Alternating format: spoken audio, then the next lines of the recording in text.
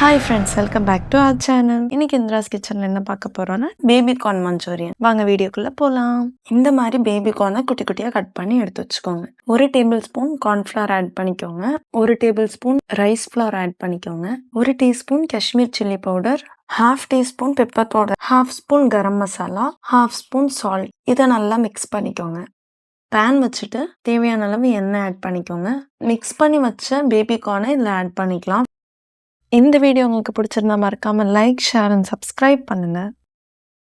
Baby கார்னை இந்த மாதிரி fry பண்ணிவிட்டு தனியாக எடுத்து ஒரு பிளேட்டில் வச்சுக்கோங்க. அதே ஆயிலில் 7 பல்லு பூண்டு, தேவையான அளவு இஞ்சி ஆட் பண்ணிக்கோங்க. ஒரு பச்சை மிளகாய் 3 கட் பண்ணி இதில் ஆட் பண்ணிக்கோங்க. ஒரு வெங்காயத்தை கட் பண்ணி இதில் ஆட் பண்ணிக்கோங்க.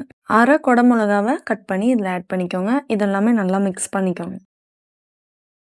கொஞ்சமாக உப்பு, 1 spoon soya sauce, 1 spoon tomato ketchup, இதெல்லாமே நல்லா மிக்ஸ் பண்ணிக்கோங்க.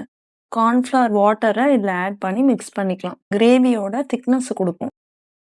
நம்ம ஃப்ரை பண்ணி வச்ச பேபி கார்னை இதில் ஆட் பண்ணிவிட்டு மிக்ஸ் பண்ணிக்கலாம். கொஞ்ச நேரம் இது ஹீட் ஆகட்டும்.